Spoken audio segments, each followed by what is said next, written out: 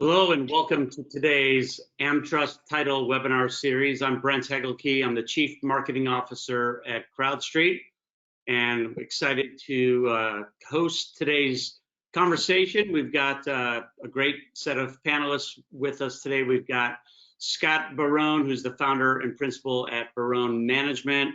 We've got Ryan Tobias, who's a partner at Jackson Dearborn Partners. And we've got Ilya Gamer, who's a managing director at CrowdStreet. Before we dig into kind of the main conversation, I wanted to have Scott and Ryan sort of talk about their firm. So Scott, you want to kick it off? Talk about what you guys are doing at Barone Management. Sure.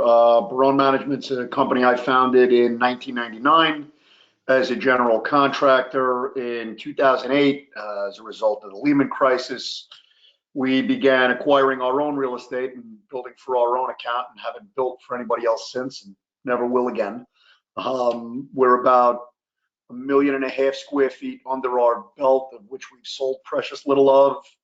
Hotels, retail, residential, commercial, office, industrial, and most recently we've had a big run of charter schools. We're actually now the largest private landlord to charter schools in the city of New York, with 7 schools under our, which was funded via CrowdStreet last November in 2020. That's great. Yeah, we'll dig into those details in a little bit. Ryan, you want to talk about Jackson Dearborn Partners? Yeah, sure thing. Ryan Tobias, one of the partners and co-founders here at JDP. We're a multifamily and student housing investment development company. We've got about 2,000 multifamily units, about 4,000 student housing beds. We're also very active in opportunity zone developments. We're on our 8th opportunity zone development project right now, 2 of which we've funded through the CrowdStreet platform for a swath of the equity. We're based in Chicago, but we're largely focused in developing in the Colorado and Arizona markets, specifically Phoenix, and then Colorado Springs and Denver, really up and down the Front Range. We've got about 2,000 units in the pipeline in those states. That's great. And Ilya, talk a little bit about your role as managing director. Yes, glad to see friends on the webinar, all 4 of us. Ilya Gamer, Managing Director of CrowdStreet. CrowdStreet is an online marketplace that allows individual accredited investors to invest into high-quality institutional grade deals and funds from top-tier sponsors nationwide. That's great. So Ilya, if you wouldn't mind kicking it off before we get into the details of the experiences of Scott and Ryan. Can you talk a little bit about the history of crowdfunding or online syndication, and why over the last 7 or 8 years it's become a new source of capital for sponsors? Talk about it kind of a high level. Yeah, absolutely. For the quick kind of 2-minute overview, essentially every single online investing platform that you are aware of today, when I say you as an investor or potential investor, launched after 2012 with the passage of the Jobs Act. Numerous companies sprung up. Everyone kind of had different business plans, and of course the space now, as we're kind of reaching this new maturity, is consolidating in a sense. But to put the growth in perspective of CrowdStreet, in the year 2017, we raised about $120 million in the entire year. We are now doing more than that per month, every single month. So there's been this exponential growth in the space. I think the novelty of it really wore off, and now top-tier sponsors like, of course, Jackson Dearborn, Barone Management are now using the platform. It's not an equity of last resort anymore. In the beginning, many sponsors did not treat it that way, but there was still this kind of stigma attached to it. Now it's becoming not only a nice to have, but in many sponsors' repertoire, it's a must-have source of capital. Yeah, so I'd love to hear Scott and Ryan, kind of your views of online syndication over the, since, as Ilya mentioned, it kind of came out of the Jobs Act in 2012, 2013, kind of your views on it and how they've changed over the last, handful of years. And then since you guys both dug in and used it, your thoughts on it since then. Scott, you want to go first?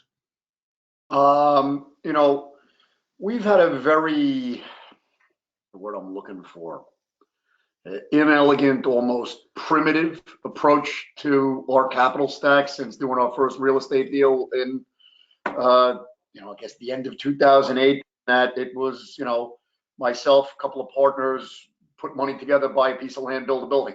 All right. It was, the concept of raising outside money, it was completely foreign to us. Because I was a builder by trade. So it was, very, very basic, bricks and mortar type of approach to it. And, we pretty much continued that narrative up until about 2018. And in early 18, we acquired an asset in downtown Jamaica here in Queens, where it was a big check, quick close, hard money deposit, and we had a lot of other things going on at the same time. And I said, I've had, good friends breaking my chops for a long period of time to, let us invest, let us invest. And in a very small way, we brought in 3 very close friends and family LP investment. When I mean small, I mean $200 each times 3 guys. Project wound up going phenomenally well, better than we could have imagined, quick. And not only did all of the guys invested alongside us in small ways make a lot of money, it sort of opened our eyes as to how to sort of look at our capital stack in a different way. It was a very junior version of what CrowdStreet basically is. Don't go out hunt for that big institutional partner, hedge fund, private equity, whatever it is. We've never done that. And I don't think I ever really will be inclined to do that without a good reason to think differently. Because myself and my core team, my partner, we're control freaks. I want to do it my way. It may not be the best way to do it, but it's the way that we know how to do it, and it's yielded a very successful track record. And during the height of the pandemic, I think it was like June, there was an article that I read when I was operating out of the pool house here. All right, and it was an entire approach to crowdfunding. And I said, this feels like it is what we would want to do. It's the ability to bring in money in scale, still give people a great return, but not have to get their opinion on what color to paint the wall in the lobby. And compounded with that is, we were experiencing the dip that was obviously coming as a result of the pandemic. I wanted to keep as much of our cash on hand to buy stuff that, all right. And actually, I got connected to Ilya through a friend of a friend. Ilya was the first lunch I had outside of the house. We were all allowed to start trickling out again in June or July, whatever it was. So I will always remember a very fond lunch with Ilya on a sunny afternoon, sitting outside. It was mine too. Yeah. And, it went phenomenally well. CrowdStreet did a very deep underwrite on who we are and what we're about, which we passed with flying colors, thankfully. And, the project was easy to underwrite because it's a solid project. And we felt of all of the assets that we could have, that we're actively developing because it was already under construction, this was the one to recap some of the equity on and bring outside money in. We felt it spoke to the ethos of large model crowdfunding investing with small investors. It's a charter school project that serves underprivileged kids, free public school, socially and economically challenged neighborhood. All right, this, it just felt like the right story to put out there, and we were incredibly pleased with the results, fully subscribed, and it's cranking along as we speak. Just topped off the building last month, in fact. That's great. That's great. How about you, Ryan? Talk a little bit about, what were you doing before, and then what had you kind of open your mind to taking this approach? Sure. So, we've done a mixture of syndicated equity where we're out there raising the equity ourselves from friends and family or a series of investors. We've done some joint ventures with some larger groups as well over the years. The biggest thing for us was when we jumped into the opportunity zone space, and started creating our own opportunity zone funds. And opportunity zones are a little bit different in that, it's a capital gain that's been realized within a 6-month window. So it's really a moment in time type investor. You could have the wealthiest investor of all time if he doesn't, if he or she does not have a specific capital gain to place right now, an opportunity zone investment might not make sense. CrowdStreet, with their huge network of investors, had the ability to kind of tap into anybody that might have a gain in a moment of time, and that was really compelling for us to take a look at, and it was tremendously successful. We did our first CrowdStreet deal in well, just over a year ago now, and that was an opportunity zone deal for a student housing project at the University of Illinois.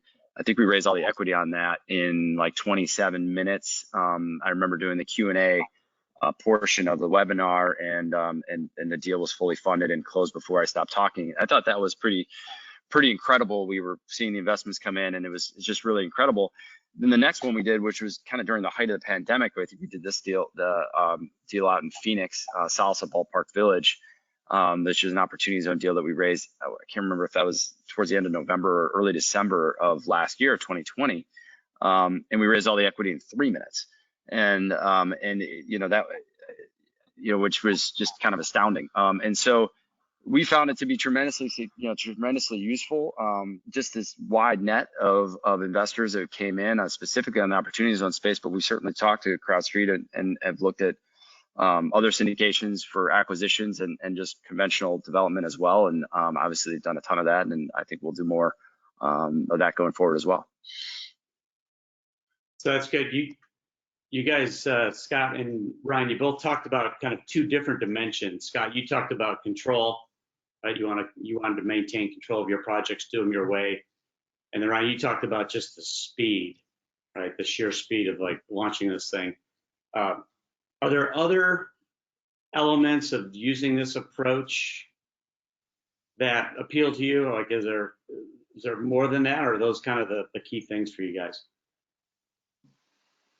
Well, I'll go ahead and jump in there, Scott. So the other thing too, I think, is it's CrowdStreet goes through a pretty exhaustive process. Scott mentioned this, when they do their due diligence on you and your company, and I think it's a little bit of a badge of honor that you've gone through that. And we've had a lot of other folks approach us, lenders, investors, sort of outside, and say, I saw that you guys were approved on and did a successful raise on the CrowdStreet platform. That's sort of a pretty significant check mark, I think, for folks. And so that we found that to be pretty compelling part of our resume, and we've met a lot of folks just from the PR and and just the press of just being on the CrowdStreet platform, and that's something that we can't really attribute an ROI to, but it's really been that's something that's kind of that we didn't really expect. It's been a nice benefit as well. Yeah, no, I would definitely agree with that. I think the thing that, we actually, throughout the process of the one we did in Elmhurst, and we've already got 2 more assets that we're in the process of wrapping up the acquisitions on that we would most likely bring to CrowdStreet. Our biggest challenge was actually getting our lender to sign off on it. And because it was out of the box for them. It's a major New York Stock Exchange traded bank. And they were very, very reluctant. They said, okay, what are we getting into here? If things go sideways, are we dealing with 150 different people?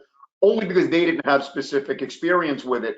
And I can tell you that same bank, we've done 2 more loans with in that period of time, one another construction loan and one refinance. And the first question that's now being asked on the 2 new construction loans we have them looking at, are you going to use the crowdfunding again? Because they actually like the ethos of it now. So I think you can see that the learning curve has picked up dramatically. After meeting Ilya in June, I was out to, I don't know how many lunches or dinners, whatever it was, where socially it would come up in conversation. And I had to take the time to explain to other guys in the industry what crowdfunding was and why the hell I was doing this. All right. It's now a normal verb, adjective, whatever you want to call it. Everybody knows what it is. The learning curve that we've seen in the last 7 or 8 months alone is astounding. And the fact that a bank that didn't want to have anything to do with it is now asking, is that going to be part of the capital stack the next time out? We'd like to see it. That's awesome.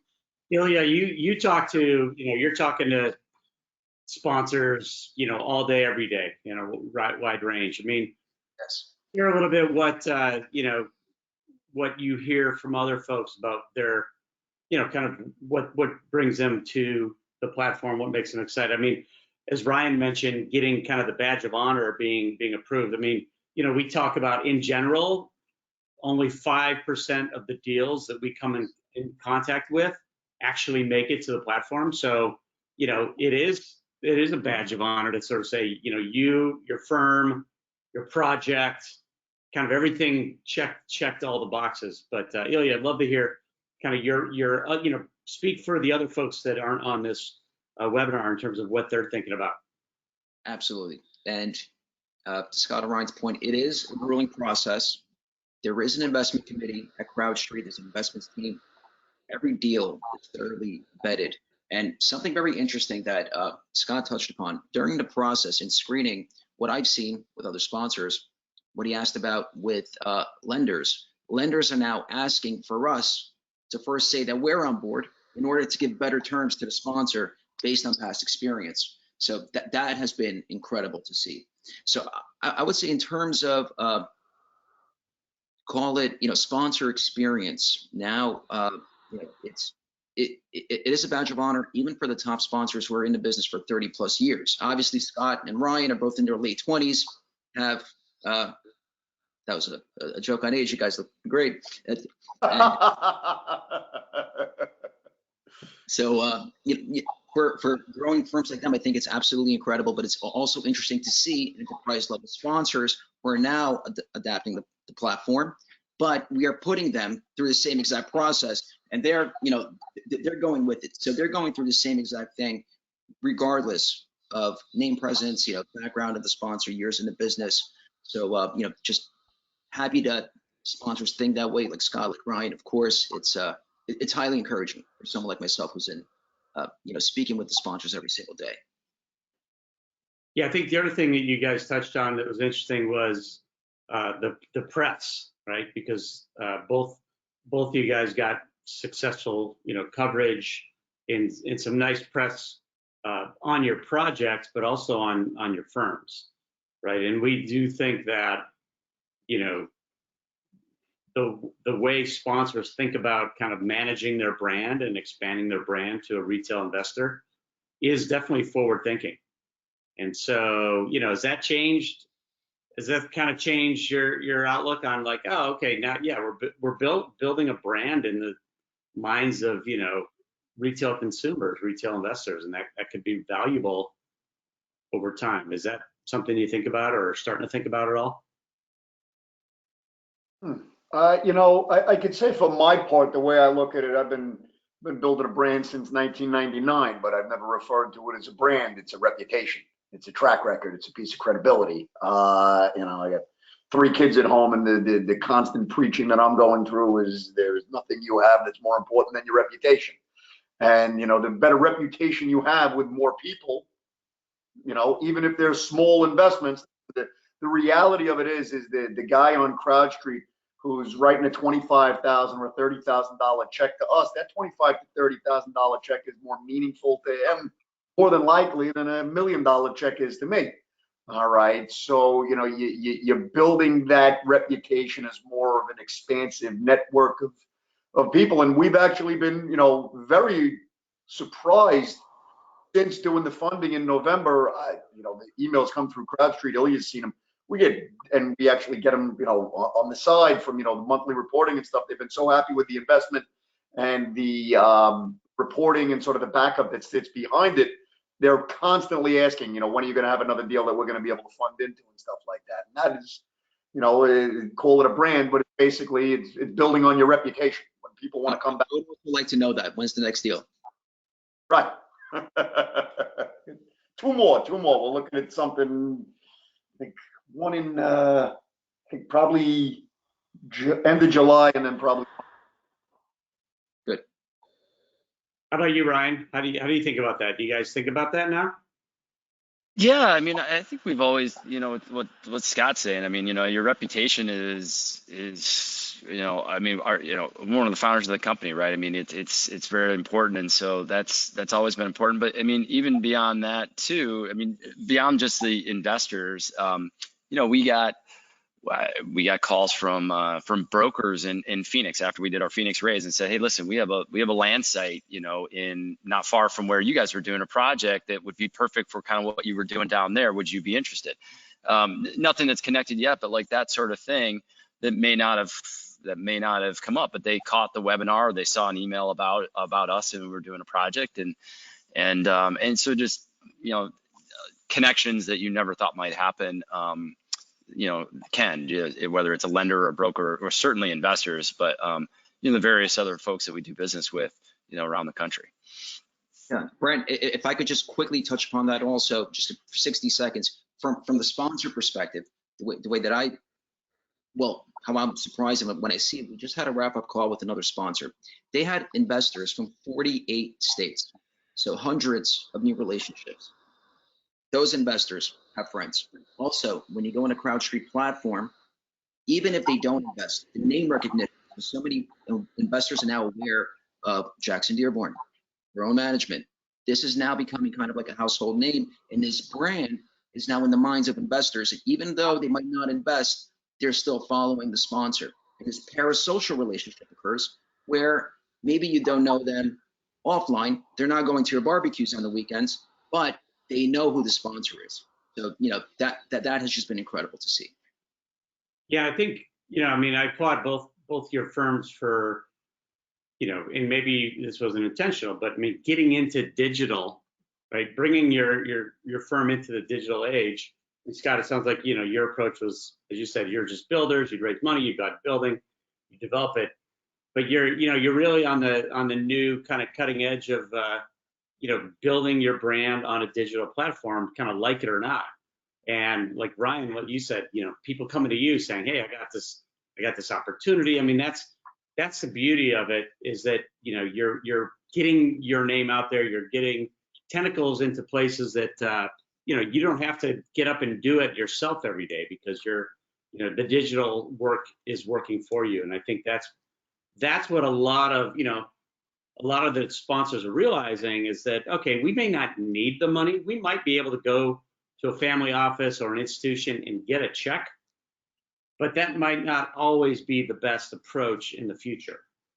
And, you know, one of the things we saw during the pandemic was that, you know, when everything froze up in March, I mean, the institutions just said, oh, we're on the sidelines. You know, they just said, you know what, we're going to see how this goes and take a break. And the retail investors jumped in with both feet.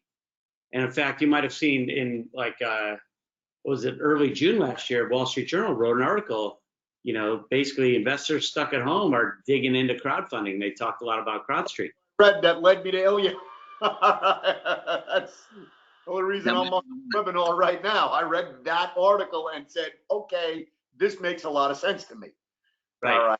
Right. And I think it is really an interesting, you know, I had a conversation with an attorney a month or two ago, and gave me a very interesting phrase that I had never heard before, but it turns out it's been around a long time. Tina, there is no alternative. All right. No, there is a flood of money out on the streets, and don't think of it as this, you know, Blackstone and BlackRock's type of money. You've got mom and pop level investors. All right. You've got a guy who's got a nest egg. All right. And, you know, look at the, you know, we sit here now, I don't know how many, 14 months, 15 months, whatever it is, back from what happened in March. And we've got a stock market that is higher, all right, than where it was pre-pandemic, which to me still does not make a lot of sense. All right. And what this has done has opened up, you know, even your mom and pop level investors know that. All right. You know, the guy who, you know, owns a pizzeria on the street, all right, has his nest egg, and he realizes, man, if I keep putting money into the stock market, it's just going to keep getting riskier and riskier, because at a certain point, this thing's got to contract. What crowdfunding has done is it's given investor, and it's probably the savvier end of that size of investor, granted, to even find the option in the platform. Here is the ability to get into something that maybe I feel a little bit more comfortable about, just as it's a tangible asset class, meaning real estate, as opposed to, you know, buying eBay or whatever, you know, GameStop, God forbid. Right. you're giving masses a larger alternative. Yeah, I mean, I think you're hitting on the other side of it, which is what's in it for the investor, right? So it's just that they're realizing that if they're going to be diversified, if they're going to put money in the stock market or Bitcoin or Dogecoin or any of those things, having something hedged against it with like literally brick and mortar, Right. you know, project that's got a 3 to 7 year lifespan, that's not going to go up and down with the whims of the market and things that are so out of control, makes a lot of sense. And Right. And they just didn't have that, right? I mean, unless you were a golfing buddy with one of you guys, 10 years ago, how did anyone get into these deals, 100%. right? And so what surprised me most was, and I remember asking Ilya, are we going to be able to see the metrics on this at a certain point? My gut, and I was completely wrong, told me that, okay, you know what, we're going to see, if we're going to see, let's say 150 investors are going to come into this thing, my bet internally with my guys was that 125 of them are going to be from, Queens, Brooklyn, Bronx, Manhattan. It's going to be very centric to the area. They're going to understand New York City real estate. They're going to understand the submarkets. I was completely wrong. It was an equal swath of the United States. that's super interesting. Yeah. How about you, Ryan? What about your approach? Oh, same thing. Yeah, I mean the geography was all over the place, and again, we're doing a lot of the two deals we've done are opportunity zones, and so it's funny you mentioned some of these coins and stuff. We had a lot of a surprising number of folks who were exiting like a Tesla stock or a Bitcoin or something like that, and using those capital gains to go into a tangible asset and defer their cap gains taxes. And so we heard that time and time again. But exactly like Scott, I mean, I think each deal had maybe 37, 38 states covered, something along those lines. And so a lot of blue sky filings, be up to speed on that if you're going to go through this process. But yeah, it was kind of great to see that, geographic spread. Yeah. How about in terms of, working with these investors? I mean, for some folks you hear, oh, it's, you're going to have hundreds of investors. How's that been? How's that been? The actual management and conversations, that kind of thing.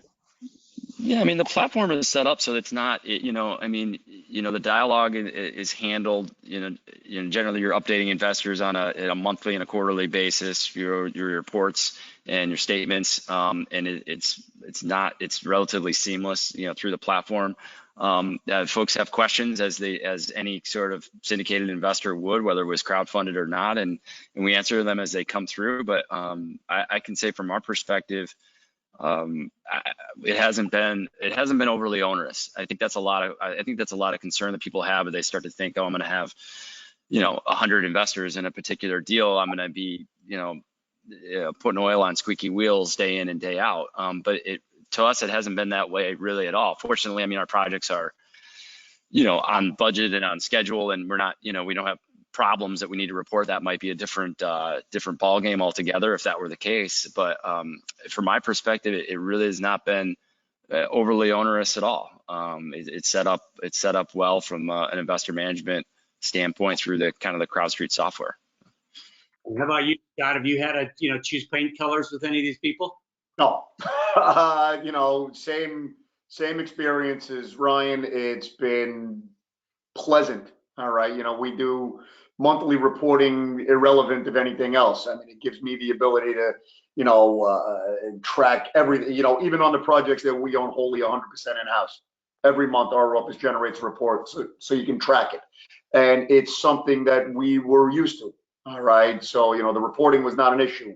I think in the span of, 7-8 months at this point, I guess, we've received maybe 20 individual questions over that entire span of time.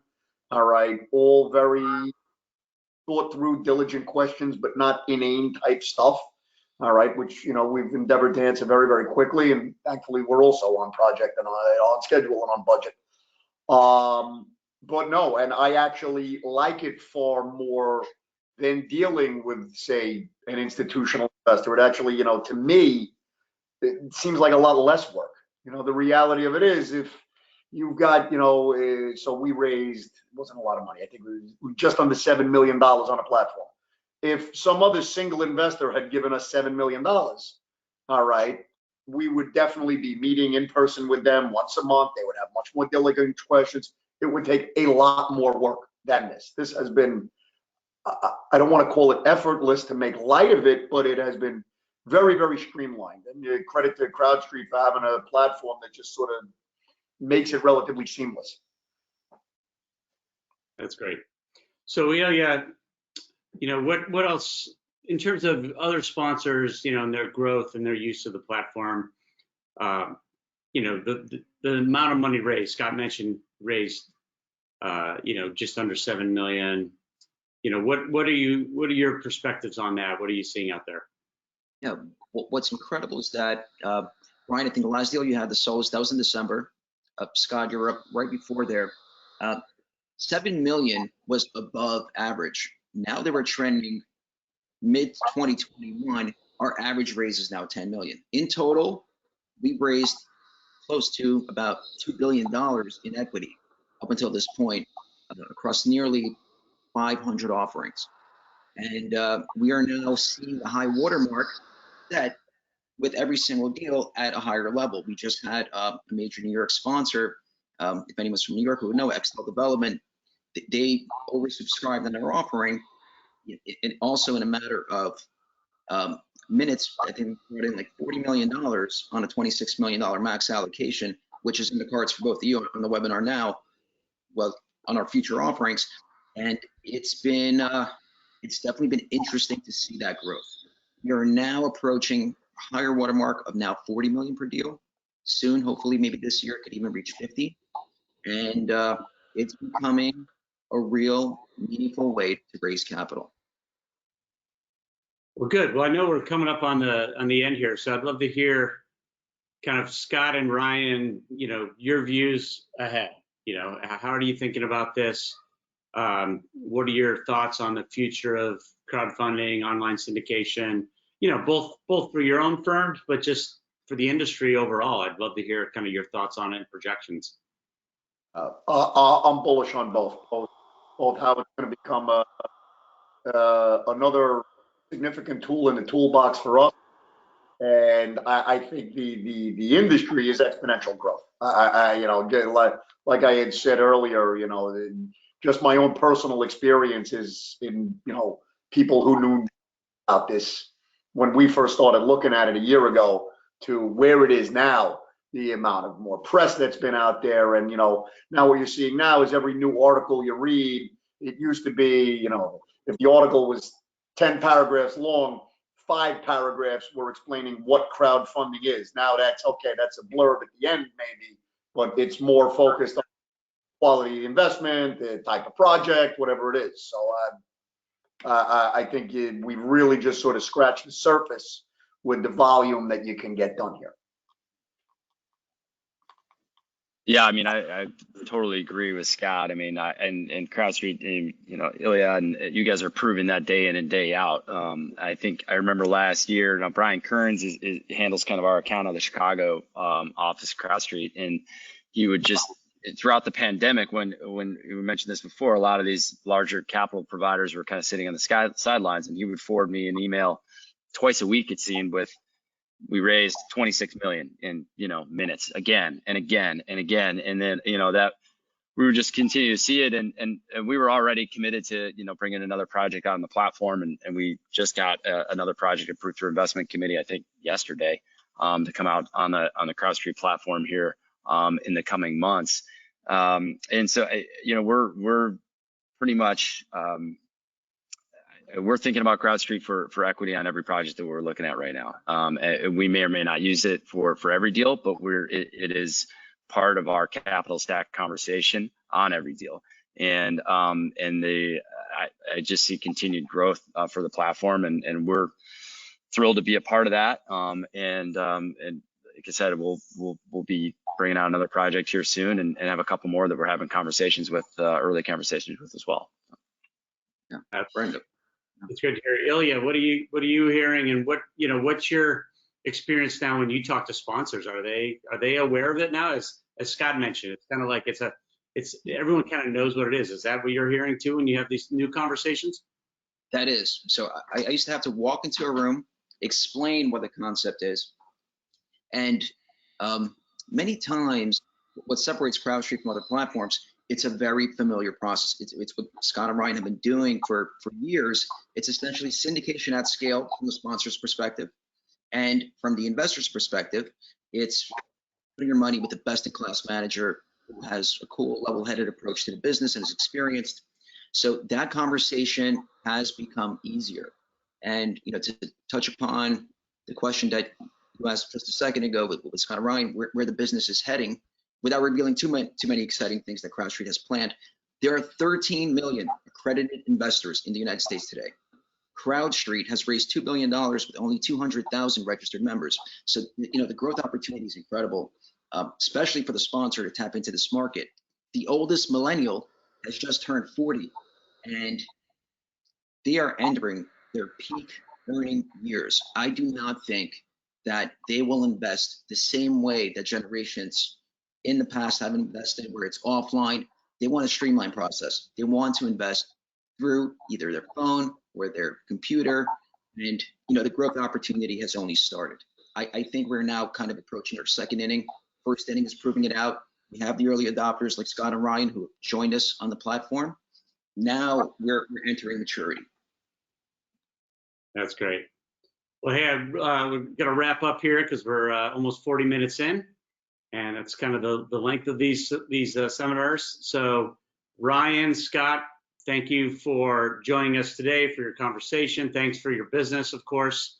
Definitely appreciate it. We couldn't build this new way for people to get invested in projects like yours without your kind of leaps of faith.